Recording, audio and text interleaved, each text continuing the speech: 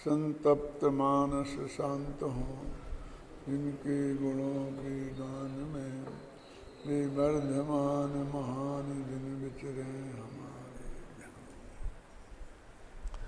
आचार्य जयसिंह की जो 3 गाथाएं आई हैं 125वीं गाथा के बाद, उनमें से 2 की चर्चा कल अपन कर चुके हैं। अब तीसरी गाथा अभी पढ़ते हैं। 195वें पृष्ठ, समय सार अनुशीलन भाग 2। जो धम्मं तुमुइत्ता जानदि उपयोगमप्यगम शुद्धम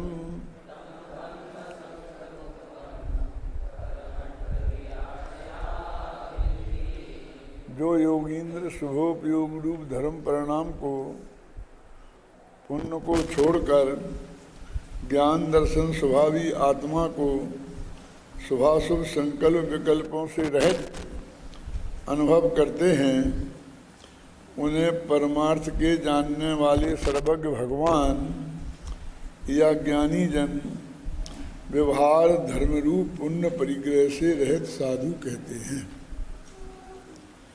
देखो, ये गाथा ऐसी की ऐसी अमृतचंद्र में भी आई है। मुयत्ता और जनित्ता का अंतर है, लेकिन उसमें धर्म शब्द का अर्थ धर्म द्रव्य किया है और इसमें धर्म शब्द का अर्थ पुण्य किया है। उक्त गाथाओं पर गहराई से दृष्टिपात करते हैं तो निम्नांकित बातें विशेष ख्याल में आती हैं।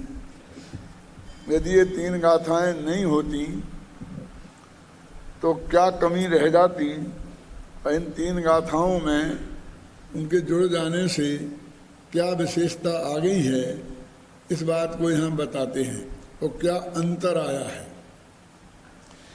इन 3 गाथाओं में मध्य की गाथा 32वीं गाथा के समान ही है।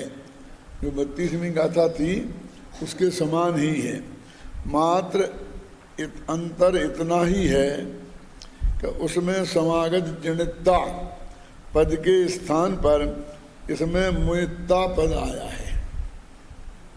जनित्ता का अर्थ जीतकर होता है और मुयत्ता का अर्थ छोड़कर होता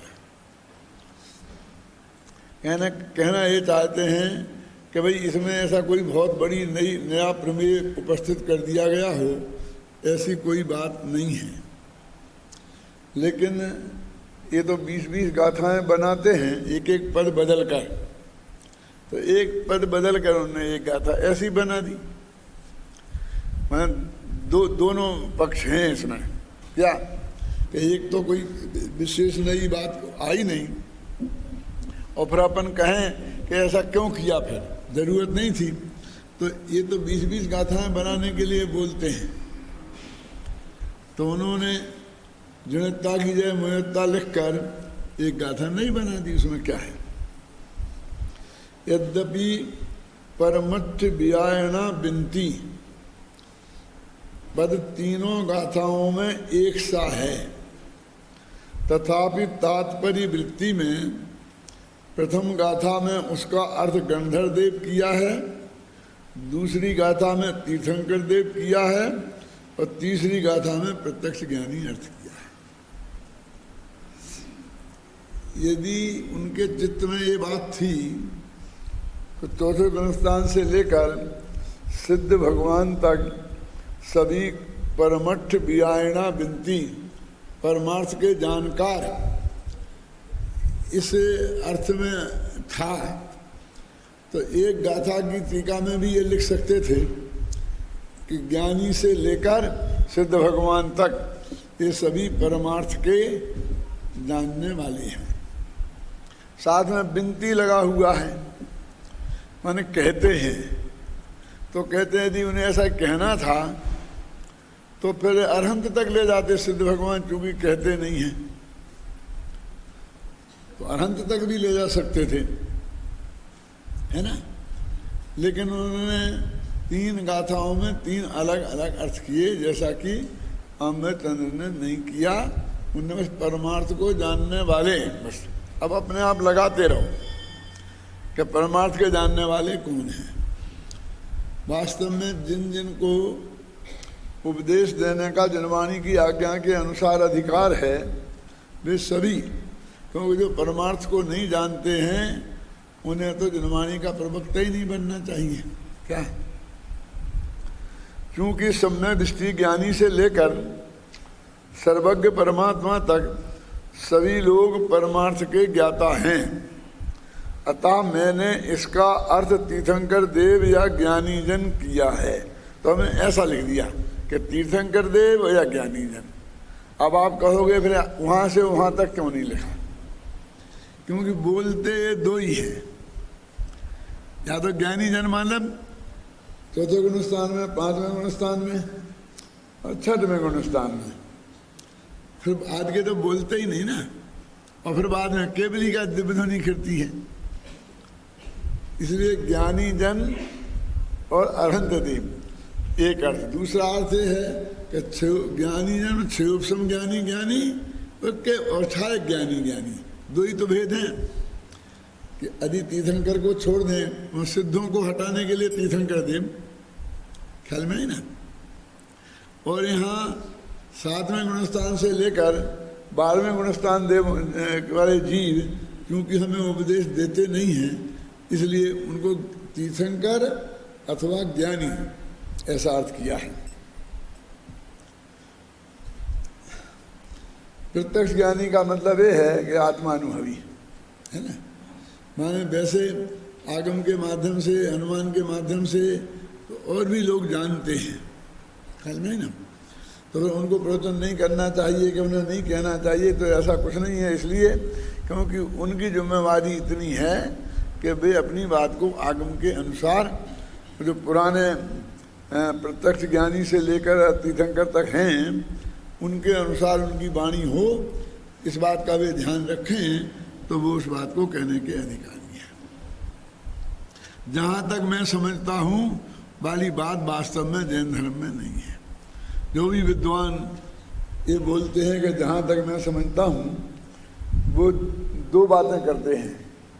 एक तो मैं पूरी तरह नहीं समझता हूँ ऐसा वे खुद जान रहे हैं और फिर भी वो बात कह रहे हैं, और दूसरी ये है कि वे अपनी समझ की बात कह रहे हैं, सर्वज्ञ की वाणी से उन्हें कुछ लेना देना नहीं है।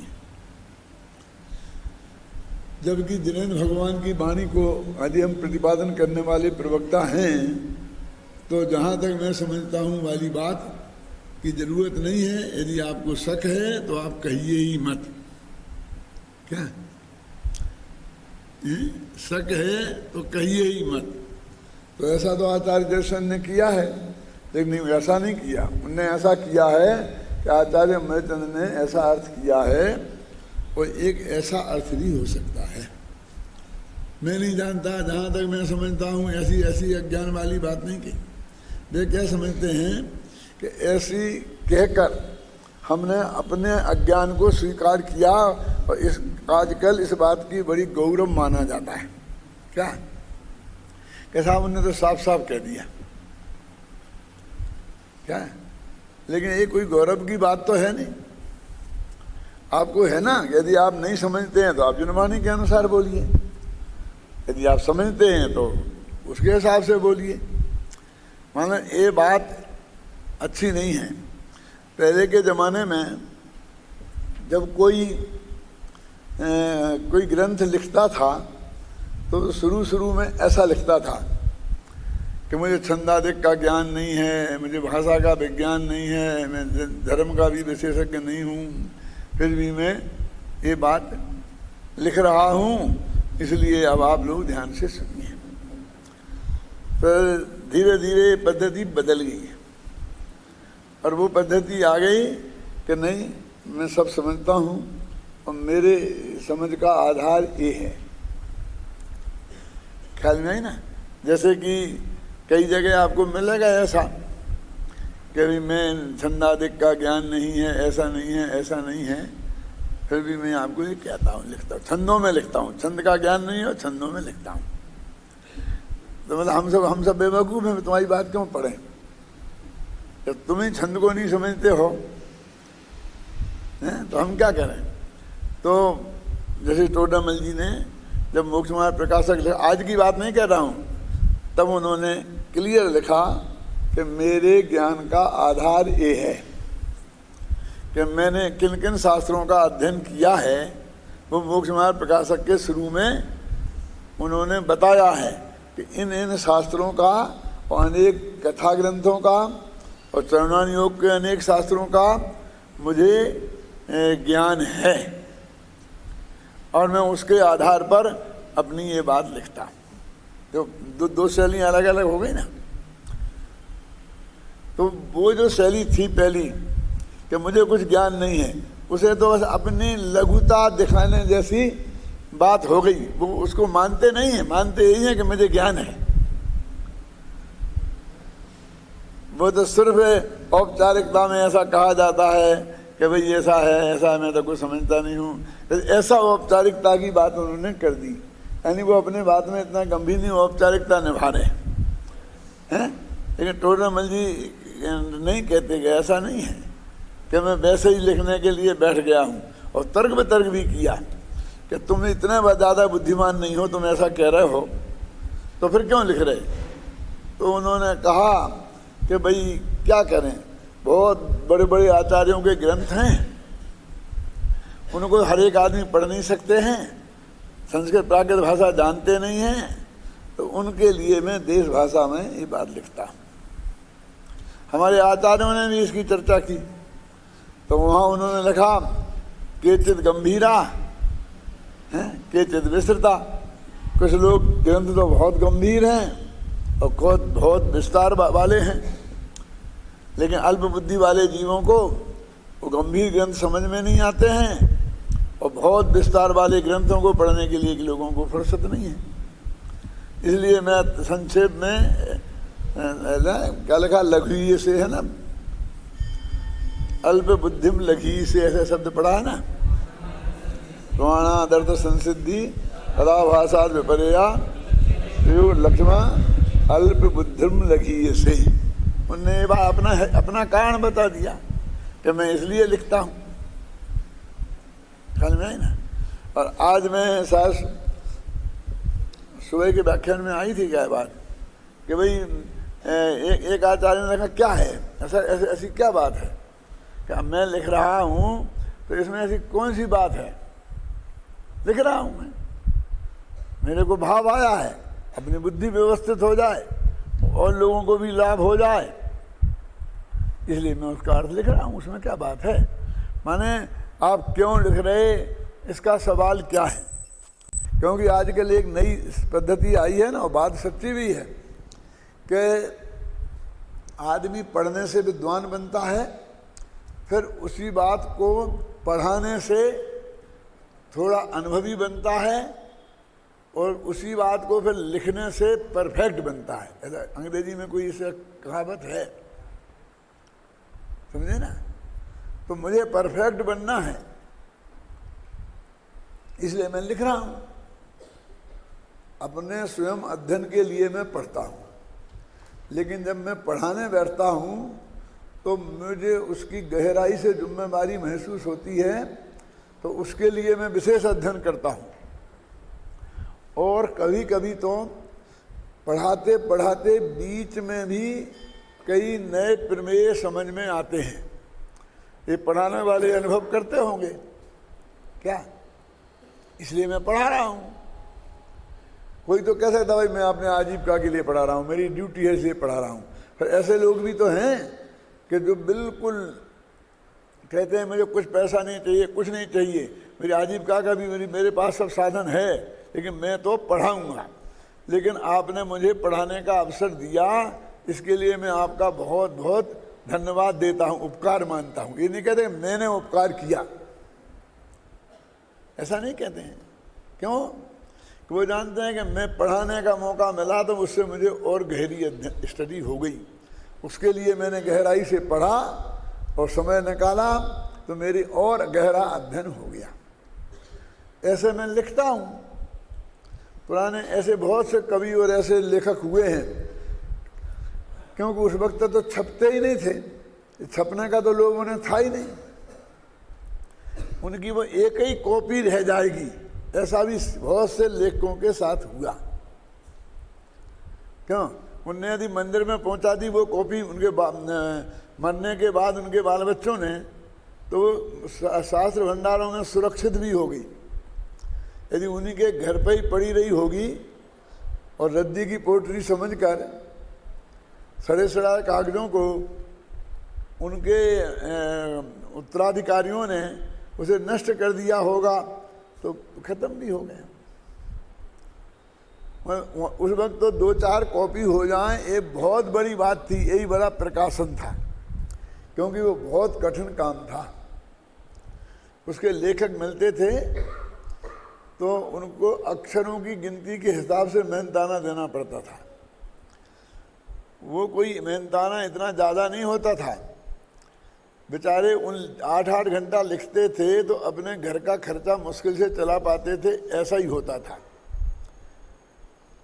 लेकिन आप समझ लीजिए कि एक आदमी ने एक साथ 1 महीना भर में लिखा तो उसको इतना पैसा तो आपको देना ही पड़ा गया, उसके महीना भर का खर्चा उसके घर वालों का चल जाए, उसके लिए बहुत कम था, लेकिन देने वाले के लिए बहुत अधिक था। एक प्रति प्राप्त करने के लिए, क्यों, एक परिवार का महीने भर का बोझा अपने माथे पे उठाना। अब मैं पैसों में नहीं कहता हूँ, क्योंकि पैसों की कीमत बदलती रहती है। तो वो कौन आदमी, कौन लिखवाए उसको?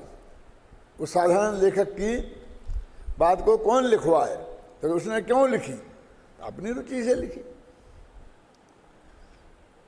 और आज तो कहते हैं वो छपास का बीमारी होती है कि मैं एक अक्षर लिखूं तो वो पहले छपने का इंतजाम होना चाहिए। जो संपन्न लोग होते हैं वे तो खुद का पैसा दे करके छपा लेते हैं और छपा के अपने घर में रख लेते हैं, 10-5 लोगों को भेंट में दे देते हैं। जितनी भी छपाते हैं वो भेंट में ही दे करके किसी तरह पूरी करते हैं, जो घर में पड़ी रहती है लोग रद्दी में बेच देते हैं उनके बाल बच्चे।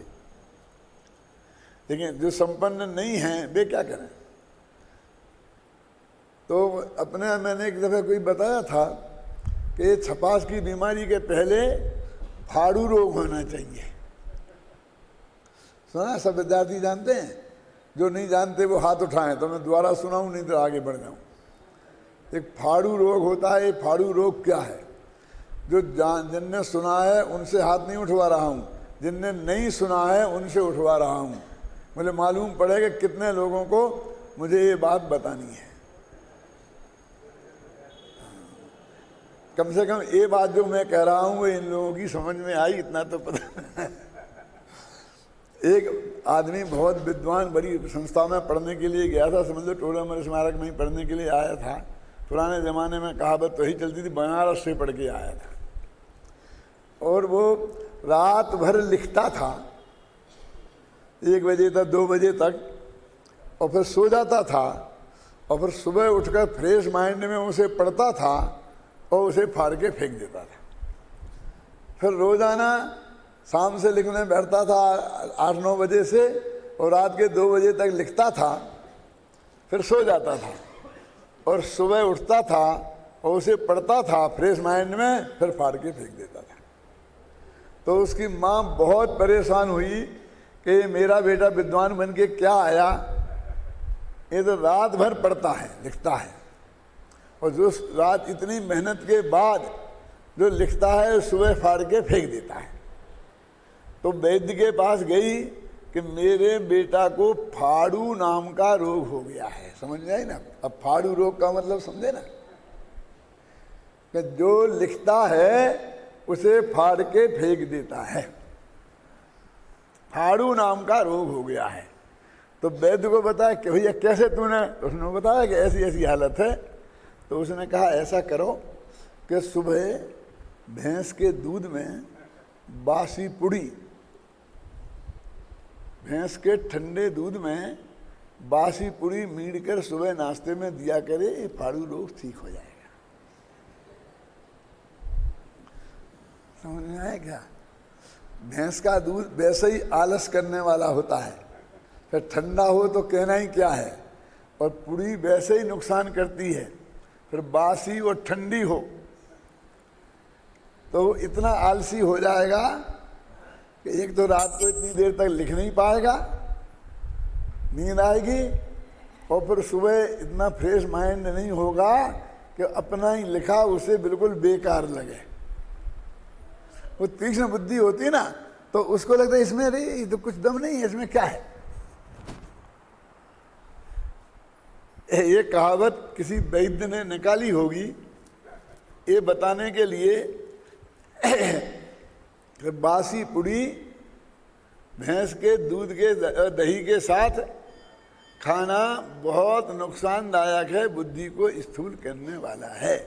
ये बताने के लिए उसने एक कहानी व्यंग में लिखी होगी।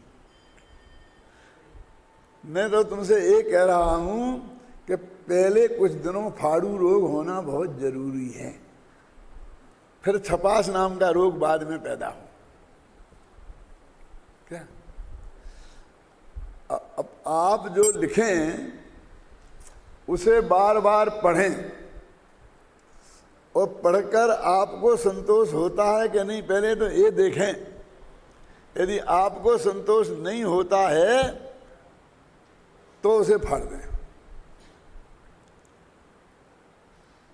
देखो इस प्रक्रिया से गुजरे बिना इसमें जो आलसी होंगे वो लेखक नहीं बन सकते, उन्हें लेखक नहीं बनना चाहिए। अपनी लिखी किताब को भी जिन्हें एक दफे भी पढ़ने की फुर्सत नहीं है। क्या हम तो यदि किसी को एक पत्र भी लिखाएं तो उससे कहते हैं कि ये लिख के लाओ टाइप करके, फिर हम उसे फिर पढ़ते हैं, और जब तक 2 दफे नहीं पढ़कर फिर करेक्शन में देते हैं, फिर दोबारा देखते हैं। जब तक 2 दफे नहीं देख लें तब तक वो पत्र भी हमारी दृष्टि में शुद्ध नहीं होता। पत्र के प्रति भी इतने सीरियस हैं, और आप जनवाणी लिखने जा रहे हैं।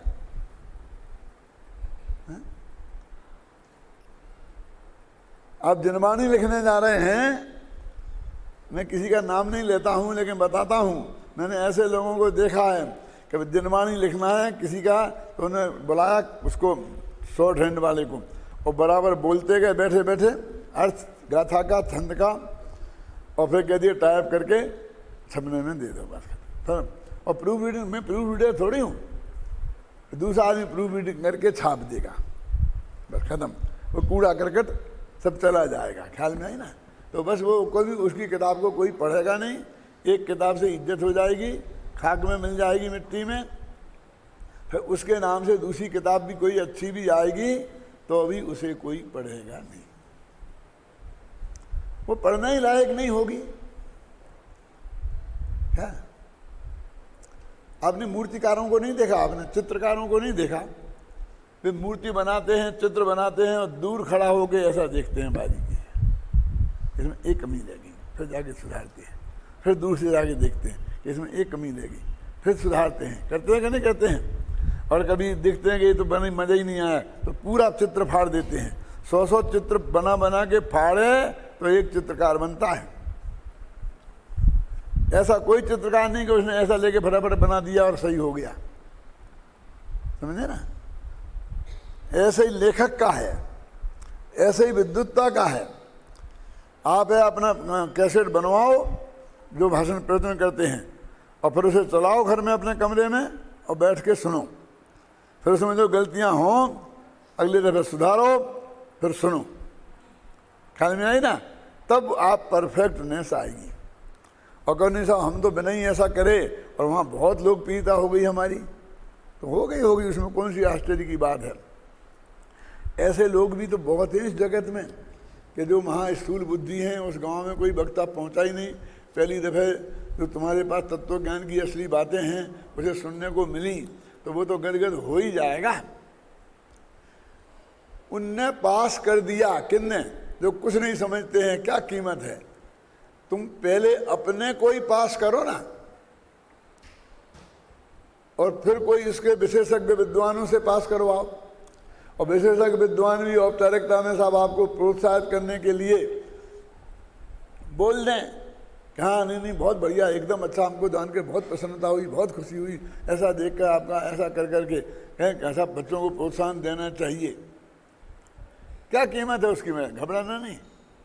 कुछ लोग ऐसे होते हैं कि खाना खाने किसी के घर जाएं तो बहुत प्रशंसा करते हैं खाने वाले, कितना बढ़िया बनाया है, अरे ये तो गुलाब जामुन तो टॉप का है, फलानी चीज़ तो इतनी बढ़िया है, ये बराबर। तो उनसे कहें कि भाई इसमें कहाँ था, कोई दम तो था ही नहीं, नमक नहीं था चटनी में उसमें। अरे साहब प्रशंसा करनी चाहिए। जो कहता है कि कैसा ही बना हो प्रशंसा करनी चाहिए, उसकी प्रशंसा से क्या मतलब है, क्या प्रयोजन है? क्यों? ये तो मक्खन लगाने की आदत है। वो विद्यार्थियों का, वो रसोई बनाने वाली का कल्याण नहीं करने वाले हैं, वे बेवकूफ़ बनाने वाले हैं, बस खत्म, कि जिनकी उनकी सेवा पूजा जरा अच्छी तरह से हो गए। यदि वास्तविक उसमें सुधार करना चाहते हैं तो सोच कर उसकी गलती बताएं। क्या पंडित कैलाश चंद जी बुलंदशहर वाले थे ना, तो उन्होंने अपने जीवन में जो भी ये किताबें निकाली थी, खेमचंद भाई के बोलों को छाप छाप कर 1000 पेज की किताब उनने तैयार की और उन्होंने वो छपा दी। छपाने के बाद अनेक विद्वानों को वो कॉपियाँ भेजी और मुझे भी भेजी कि साहब इसे आप ठीक कर दो, ऐसे ना चली जाए। मैंने उसकी एक एक पेज पढ़ा और एक एक पेज पे साइन किया और जो गलतियां थी उसमें ठीक की, और बाकी उनने मुझे रिपोर्ट में बताया बाद में, मेरे से तो नहीं कहा, एक सभा में कहा था कि मैंने उन विद्वानों के पास भेजा, उनने ऐसे पलटी के नहीं पलटी मुझे पता नहीं है, लिख दिया कि नहीं नहीं पंडित जी तो बहुत विद्वान है, उन्होंने क्यों लिखा बढ़िया से बढ़िया होगा और ऐसा होगा ऐसा होगा, सब ने भेज दी, लेकिन किताब किसी ने खोल के नहीं देखी।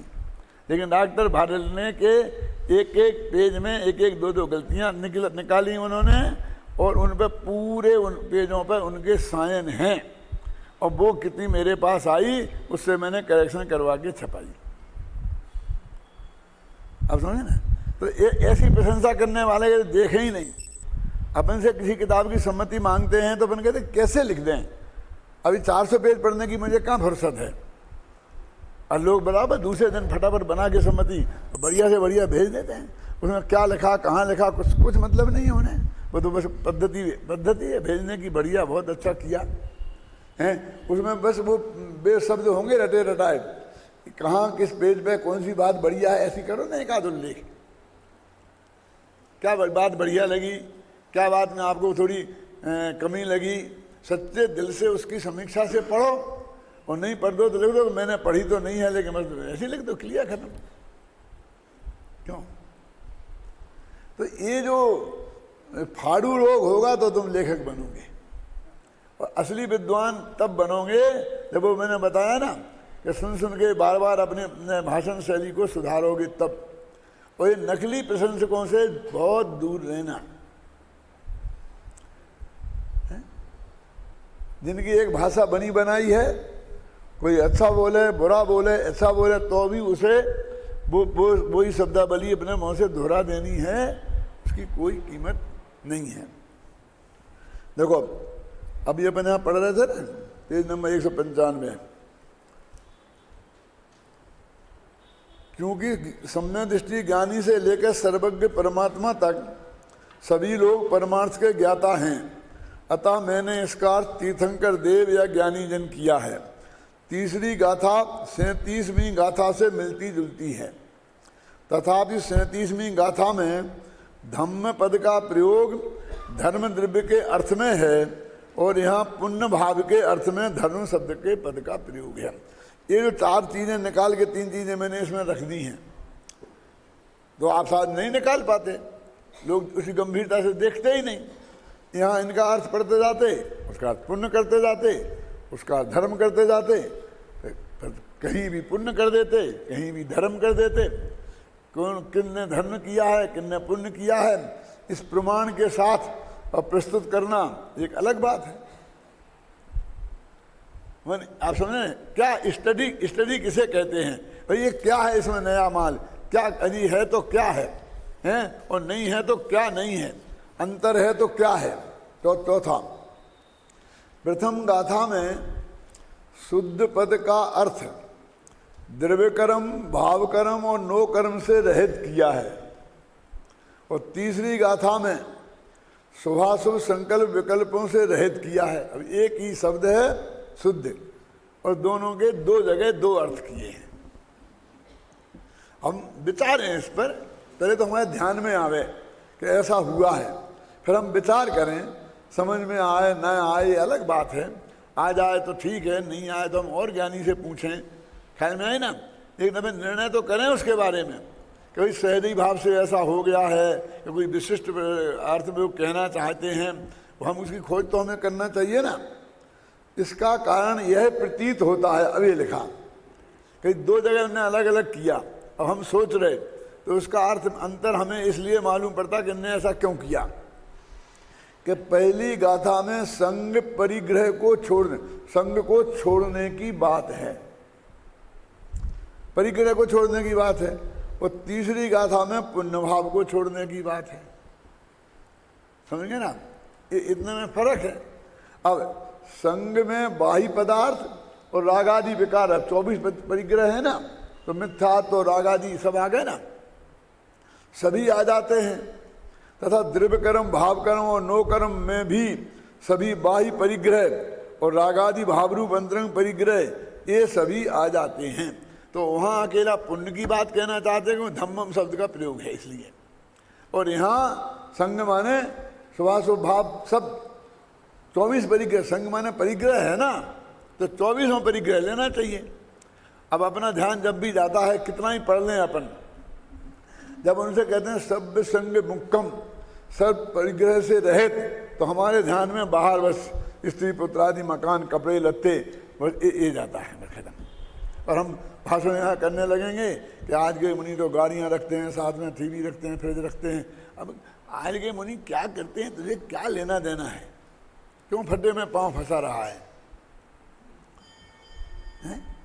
तू तो ये बोलना संग माने 24 परिग्रह और 24 माने क्या, 24 माने मिथ्यात्व, क्रोध, मान, माया, लोभ, हास्य, रति, अरति, शोक, भय, जुगुप्सा, ये 14 अंतरंग परिग्रह और 10 बाह्य परिग्रह। और अंतरंग परिग्रह को हम बांटें तो दो भागों में बांट सकते हैं, राग और देश। तो वो राग, देश और बाह्य परिग्रह से रहित, ऐसा अर्थ कर झगड़ा खत्म हो गई। व्याख्या तो ये है। वो आज के मुनि क्या कर रहे हैं, वो एक तो उसके बारे में कमेंट्स करना खतरे से खाली नहीं है, खाली में है ना। और दूसरी बात ये है कि उससे अर्थ कहाँ स्पष्ट हुआ। जब ये लिखा गया था तब आज के मुनि कहाँ थे, उनके लक्ष्य से थोड़ी लिखा गया है, उनके लिए थोड़ी लिखा गया है। लेकिन उस संग शब्द का अर्थ हम पूरे उसके व्यापक अर्थ में लें। क्या कोई कह रहे संग तो लिखा है, तुम राग देश मुफ्त में कह रहे, तुम पुण्य को छोड़ने की बात मुफ्त में कह रहे, लेकिन राग देश में 24 परिग्रह में पुण्य आया क्या नहीं, बोलो कहाँ आया बताओ, कौन बताएगा? विद्यार्थियों में से हाथ उठाओ। 24 परिग्रह हैं, उसमें पुण्य कौन से परिग्रह में आएगा?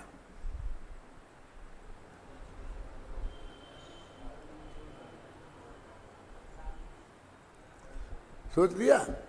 अब देखो, जब हमने 25 कसायों को राग व देश में बांटा तो वो राग में आया ना, राग में आया और शुभ में आया।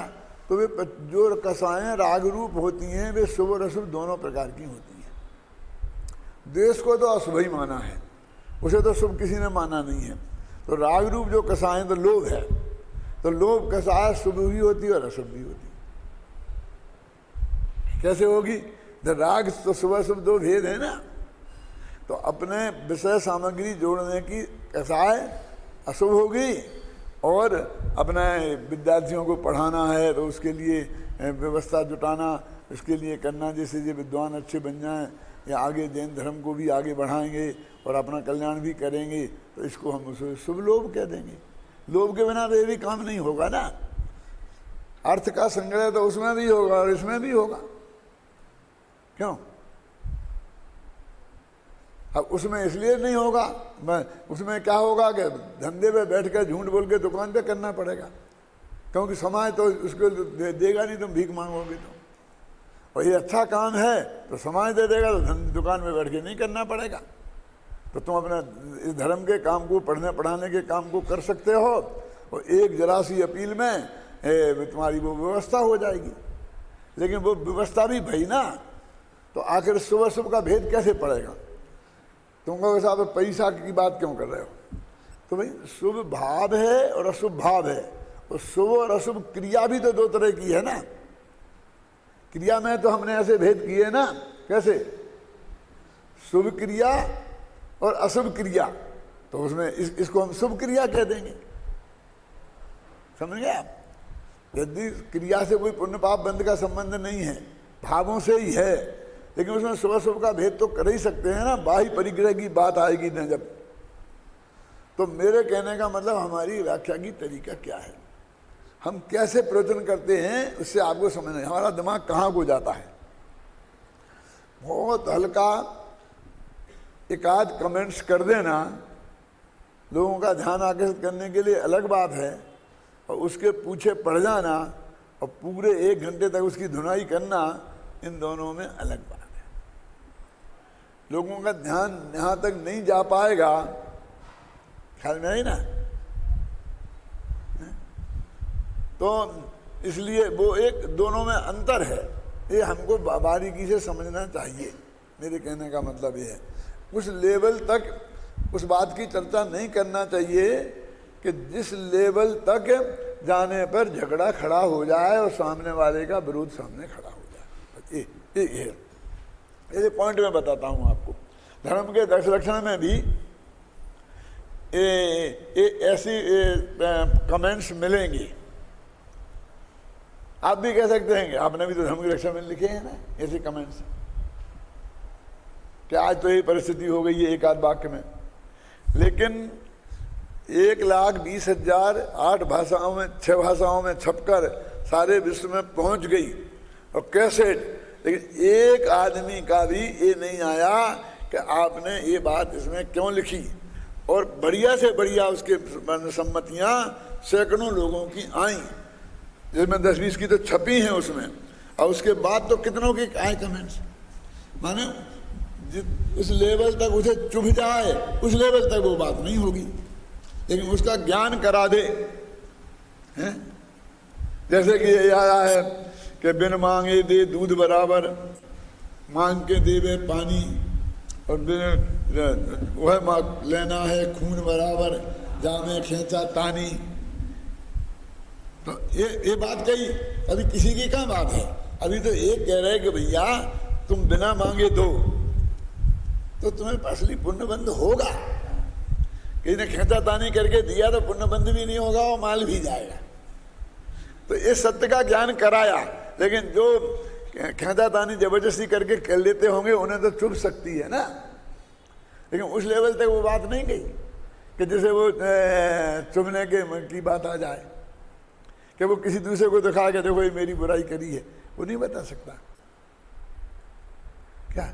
क्योंकि वो तर्क युक्ति के साथ एकदम उस सिर्फ प्रवृत्ति तक आलोचना है। वो प्रवृत्ति किसने की, कैसे की, उस तक ये बात नहीं है। मेरे कहने का मतलब समझ गया ना? जैसे कि एक बात मैं कहा करता हूं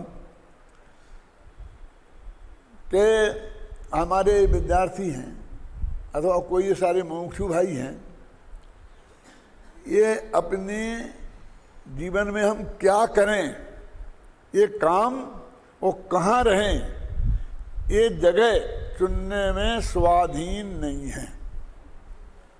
इसलिए ये कहाँ रह रहे और क्या कर रहे, इसके आधार पर इनके विचारों की पर कोई टिप्पणी नहीं की जा सकती। जहाँ आजीविका होगी, धंधा पानी चलता होगा, वो नौकरी मिलेगी। जिस नौकरी पेशा वाले को जहाँ नौकरी मिलेगी वहाँ जाएगा, और धंधा पानी वाले को जहाँ धंधा चलेगा वहाँ जाएगा। यदि कोई बांध चल रहा और वहाँ बिक्री अच्छी होती तो बांध जंगल में जाके दुकान खोलेगा, क्यों है? ख्याल में आई ना? मानो हीरे का व्यापार मान लो बम्बई में ही होता है तो बम्बई में ही रहना पड़ेगा उसे। वो कि मैं देवलाली में रहूँगा तो ऐसा तो नहीं चल सकता ना। वो अपना जगह और अपना धंधा चुनने में आज़ाद नहीं है। ख्याल में है ना। लेकिन जिनने ब्रह्मचर्य व्रत ले लिया है और सिर्फ इसलिए लिया है कि आत्मा के कल्याण करने के लिए, क्योंकि यदि मैं शादी करूंगा तो दुनियादारी में फंस जाऊंगा, तो आत्मा का अध्ययन मनन चिंतन नहीं कर पाऊंगा। तो अब वे अपने स्थान चुनने में भी पूरी तरह आज़ाद हैं और काम चुनने में भी पूरी तरह आज़ाद हैं। उन्हें तो कोई बाध्यता नहीं है ना, क्योंकि उनके पास बाप दादों की संपत्ति में जो भी हिस्सा मिला है उससे इतनी व्यवस्था है कि वे अपनी आजीविका आराम से चला सकते हैं। आवश्यकताएं ज़्यादा नहीं रही, बाल बच्चे नहीं हैं तो क्यों। अब वे क्यों ऐसी जगह रखें कि जहाँ चिक चिक हो, जहाँ कोई धर्म लाभ की प्राप्ति नहीं होती हो, ऐसी जगह में क्यों रहें। बम्बई के उस नरक में जाके क्यों फंसें, उस एरिए में कि जहाँ चलना पैर चलना मुश्किल है और कोई तात्विक वातावरण नहीं है। किसी भी आप समझें उस एरिया में क्यों रहें। वो या तो ऐसी जगह रहें कि जहाँ उन्हें कुछ सीखने को मिले। यदि वो ये समझते हैं कि मैं तो बहुत अच्छा विद्वान हूँ, सिखाने की पोजीशन वाला हूँ, और कोई मेरे को ऐसा जगत में नहीं दिखता है कि जिसके पास मैं सीखूं जाकर, ऐसा भी तो कोई हो सकता है ना। जैसे गुरुदेव श्री थे, अभी किसके पास सीखने जाते।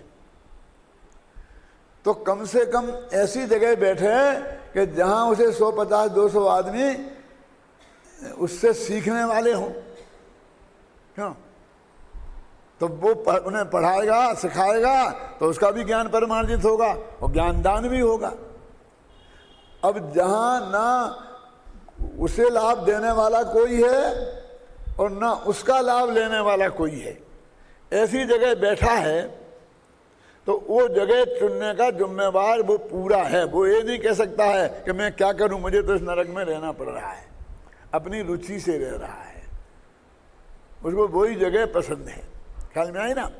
ऐसे ही वर्क में मान लो कि कोई मुनि भी जानता है तो मुनि भी करनी पड़ेगी, इंजीनियरिंग पास की तो इंजीनियरिंग करनी पड़ेगी, डॉक्टरी पढ़ी तो उसे डॉक्टरी करनी पड़ेगी। जो भी उसने योग्यता है जिस काम की नौकरी की, वो जहाँ नौकरी मिलेगी वहाँ जाना पड़ेगा। अब इसे तो नौकरी की वजह से तो जाना ही नहीं है, आजीविका की वजह से। तो ये काम वो क्यों चुने, क्यों? ये तो ऐसा सबसे बढ़िया सर्वश्रेष्ठ काम चुने। क्यों? जो उसे करना है जिंदगी में वो सर्वश्रेष्ठ काम चुने। तो सर्वश्रेष्ठ काम क्या है बोलो? आत्मज्ञान है ना। तो यदि आत्मज्ञान नहीं है तो पढ़ने का काम चुने, स्वाध्याय का काम चुने। यदि वो समझता है कि मैं काफी ज्ञानी हूं तो पढ़ाने का काम चुने। जैसे अपने दीपक भाई हैं तो अपना धंधा पानी छोड़कर 1 घंटा पढ़ाते हैं ना, कि मुझे कुछ नहीं चाहिए, पढ़ाते हैं, मुझे ये काम पसंद है। अपनी रुचि से चुनते कि नहीं चुनते हैं। तो उन्हें क्या, मेरा मतलब क्या काम चुनना और किस जगह पे रहना, ये उनकी रुचि का द्योतक है। हम ये नहीं कह सकते कि लड़का जैसलमेर में जाकर उस गांव में कहाँ रहा जहाँ मंदिर ही नहीं क्यों रहा, क्या करेंगे, गवर्नमेंट ने तबादला किया, वहाँ जाना पड़ेगा, नौकरी तो छोड़ नहीं सकता। लेकिन जिसने इसी काम के लिए किया है वो कैसे कह सकता है कि मैंने ये काम, जिसमें बहुत उल्टा सीधा काम करना पड़ता है, जिसमें घूस लेनी पड़ती है, घूस देनी पड़ती है, जिसमें जमीन खोदनी पड़ती है, हिंसा के काम करना पड़ते हैं, बिना घूस दिए कोई नक्शा पास नहीं होता है, तो ये बिल्डिंग का काम वो क्यों चुनेगा, वो कंस्ट्रक्शन का काम क्यों चुनेगा, वो मुकदमेबाजी का काम क्यों चुनेगा? बहुत आदमी नहीं है समाज में, समाज में लाखों वकील हैं, उन वकीलों को सौंप दो कि वे खुद करें, और खुद नहीं करें तो दूसरे अच्छे वकील से करवाएं। समाज में ऐसे वकील भी तो हैं जो कार्यकर्ता बनने को तैयार हैं, वही सारे काम करने के लिए जी जान लगाने को तैयार हैं। क्या कमी है उनकी? हम क्यों जाके अदालत में खड़े हों?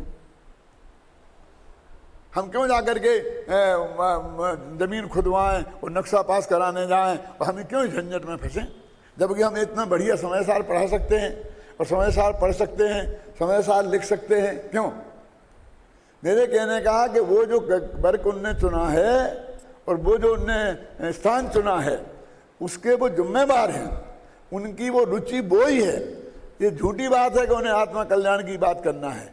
आत्मकल्याण की बात तो कभी कभी इसलिए करते हैं कि जिससे उनको उसका लाभ मिले, क्योंकि जनता तो जो ज्ञान का प्रचार करे, जो ऐसा करे, उनकी कीमत करता है ना, इसलिए थोड़ी थोड़ी बात, सहयोग की बात इसलिए करते हैं।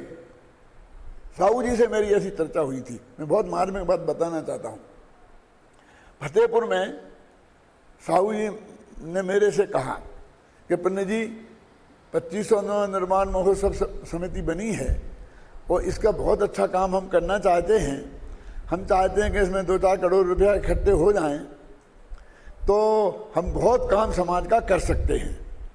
इसलिए आपकी वाणी में बहुत ताकत है और हजारों लोग आपके अन्यायी सुनते हैं, तो आप यदि थोड़ा हमारे इसमें सहयोग करेंगे तो हम बहुत बहुत आपके आभार मानेंगे। फतेहपुर में हम और वो बगल बगल में ही ठहरे थे, पंच कल्याणक में। उनने मेरे से बात कही। मैंने उनका साहू जी एक बात कहूँ, आप बुरा मत मानना। कि क्या? आप जैसे लोग 1 सेकंड में आपको विकल्प आवे कि 4 करोड़ रुपया जरूरत है उस काम के लिए, तो 1 सेकंड में चेक पे साइन करके आप दे सकते हैं और आपको एक कुछ भी आपकी व्यवस्था में विकल्प गड़बड़ी नहीं होगी। सब काम वैसे ही का वैसा चलता रहेगा। 1 सेकंड का आपका काम, और इसमें हम जैसे 10 पंडित लग जाएं, ख्याल में आई ना, तो तुम्हें 4 करोड़ 1 साल में करके नहीं दे सकते। अरे बाबू भाई ने संकल्प किया था ना कुन खान के लिए, मरे दे दम तक नहीं कर पाए थे, और 10 वर्ष में भी क्यों नहीं कर सकते हैं। और जो काम हम करते हैं वो काम आप में से कोई नहीं कर सकता। तो हमारा काम करने वाले बहुत रेयर लोग हैं और आपका काम करने वाले गली गली में बैठे हैं। आप भी दे सकते हैं और भी हजारों लोग समाज में ऐसे हैं कि वे भी दे सकते हैं। क्यों? तो ये जो काम कर सकते हैं उनको इसमें आप क्यों उलझाना चाहते हैं? हमें ये लिखने पढ़ने पढ़ाने का काम करने दीजिए ना, और पैसे का काम आप कीजिए। उन्होंने उसी वक्त कान पकड़ी सब कि नहीं आप बिल्कुल सही कहते हैं, मेरे से गलती हो गई, आप वही काम करिए, हम आपकी सारी व्यवस्था ये हम करेंगे आपको, है ना। मैंने उस काम को करने वाले कितने लोग हैं कि क्या चाहिए उसमें, बड़े सो पावे, बड़े सो पावे, बड़े सो पावे, और ये करेगा तो पुण्य मिलेगा, स्वर्ग चला जाएगा, वहाँ चला जाएगा। इसमें कौन सी अकल की जरूरत है चिल्ला चिल्ला के बोलने में? ये पंडित की शक्ति इसमें क्यों खर्च करते हैं हम? विद्वत्ता की शक्ति इसमें खर्च क्यों करते हैं? उसे आत्मा की गाथा, समय सार की गाथा पढ़ने दो ना, पढ़ाने दो ना। ये मैंने उनसे कही थी और मेरा विचार बिल्कुल पक्का है ऐसा, और आज तक विचार में मेरे में कोई परिवर्तन उस दिन से आज तक नहीं हुआ है। मेरा मतलब समझे ना। तो हम ऐसा काम चुने। मान लीजिए हम आज़ाद नहीं हैं, आप कहने आपने तो हमसे बता दिया कि जहाँ नौकरी मिलेगी वहाँ जाना पड़ेगा और जो काम मिलेगा वो करना पड़ेगा, लेकिन हम पार्ट टाइम में तो ये काम कर सकते हैं ना अपनी रुचि का। हर एक आदमी को एक हॉबी होती है, पूछते ना कर काम क्या है और हॉबी क्या है। बड़े बड़े ऑफिसर जो 1 गिलास पानी उठा के नहीं पीते हैं, घर में आगे उनके गार्डनिंग की हॉबी होती है, तो जमीन आकर खोदते हैं, अपने हाथ से पौधा लगाते हैं, उसमें खाद डालते हैं, उसमें पानी डालते हैं, रोजीना सुबह उठकर अपने यहाँ की घास सींचते हैं कि नहीं सींचते हैं? क्यों? क्यों? ये साहब मेरी हॉबी है। तो आप अपनी हॉबी तो ये तत्व ज्ञान के प्रचार प्रसार को बना सकते हैं ना, बनानी चाहिए ना। उन 2 बातों में अब आप रहना आपके हाथ में नहीं है कहाँ रहना है, तो जहाँ रहें वहाँ भी पकड़ के जिसको जो मिले, जितने मिले उनको करें। क्यों? अपने हॉबी के रूप में 8 घंटा वो काम करें और घंटा 2 घंटा अपना ये काम करें। जहाँ जितना जैसा मौका होगा आपको अवसर मिलेगा। हम भी 2 बातें तो नहीं कर सकते कि स्थान नहीं चुन सकते और आजीविका के लिए काम नहीं चुन सकते, लेकिन हमारा बचे हुए समय में जिसमें हम आज़ाद हैं, हम चाहे गार्डनिंग करें, चाहे स्विमिंग करें, पानी में जाके तैरें, चाहे हम कुछ भी होती है हर एक की हर एक हॉबी, तो हम अपनी इस हॉबी को एक तत्व ज्ञान के अभ्यास का और तत्व ज्ञान के प्रचार प्रसार का हेतु बना सकते हैं। ख्याल में आई ना? तो ये जो बात हमने कही वो बिल्कुल वास्तव में किसी के प्रति राग द्वेष वाली बात नहीं है। इसमें कोई आगे हमके गला नहीं पकड़ सकता है कि आपने ये बात क्यों कही, और अपना जीवन सुधारना चाहे तो सुधार सकता है। आप लोग हैं, अपना जीवन का इस तरह से उपयोग करना चाहें तो कर सकते हैं। कोई ब्रह्मचारी सुने और यदि उनका जीवन इस तरह का नहीं है तो वे भी सुधार सकते हैं, और नहीं सुधारने को जावें तो भी कम से कम हमारा गला नहीं पकड़ सकते हैं कि आप ऐसा क्यों कहते हैं। हम ये कहते हैं इसमें क्या गलती है, क्यों ये आपके लिए नहीं है, आप निश्चिंत रहो, आपको जो करना है अपना मनुष्य जो भी बर्बाद किया है तो किया है और भी करो। लेकिन बाकी और बहुत ब्रह्मचारी हैं हमारी इस उम्र में भी होने वाले होंगे ना, हम तो उनके लिए कह रहे हैं। आगे के लोगों को हम मार्गदर्शन करें कि नहीं करें, अब तुमसे क्या कहें, तुमने तो बर्बाद कर ही दिया, पूरा हो ही गया, करते करते 70-80 वर्ष हो गए, अब क्या करोगे तुम, अब क्या हो सकता है। ख्याल में है ना? तो आप ऐसी बात बंद करके ये जो नए लोग बनने वाले हैं उनके लिए सही मार्गदर्शन मिल जाए, इसमें क्या दिक्कत है क्या? तो हमने लिखने में भी आएगा, बोलने में भी आएगा, जरूरत होगा तो बिना उसके कहने में भी आएगा, क्या नुकसान है? कम से कम ये सारी जनता इस मामले में जागृत होगी, उसे समझ में आएगा तो वो आदमी का सही मूल्यांकन तो कर सकेगी। क्यों? ये कसौटी उसके ख्याल में आएगी अजित भाई, क्यों? तो वो कसौटी के आधार पर आदमी का मूल्यांकन तो कर सकेगा ना। आदमी की क्वालिटी का मूल्यांकन तो होना ही चाहिए ना। जब हमने गवर्नमेंट सर्विस छोड़ी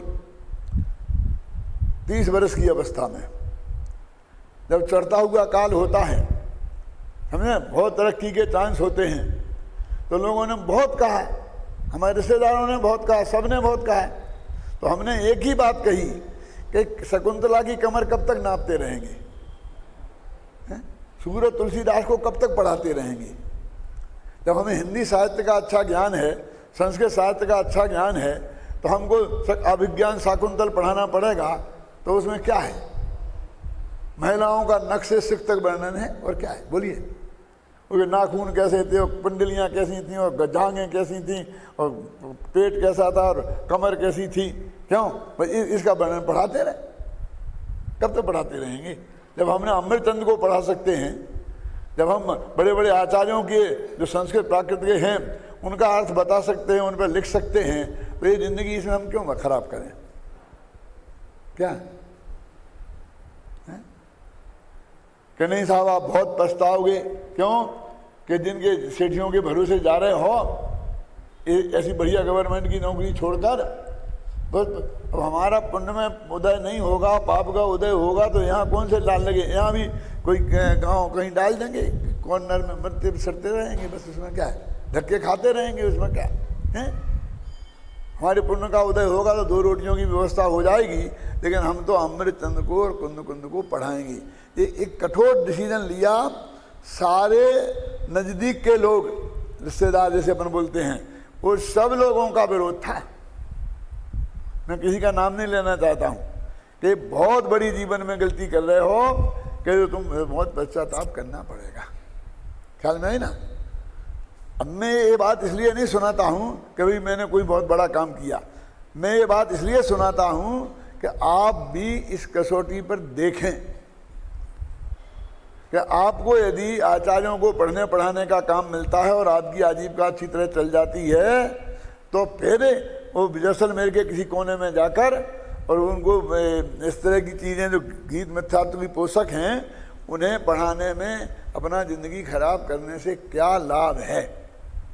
कि नहीं साहब वो लोग लाख तक पहुंच गए और यहाँ जो रह गए वो बेचारे पड़े हैं, सड़ रहे हैं। क्या 10-15 हज़ार में पड़े सड़ रहे हैं, अपना आत्मा का कल्याण कर रहे हैं, इतनी बढ़िया शांति से उनकी ज़िंदगी बीती है, इतना बढ़िया काम करते करते उनकी ज़िंदगी बीती है, और उन्होंने वहाँ कितने कितने धक्के खाए हैं। ख्याल में आई ना?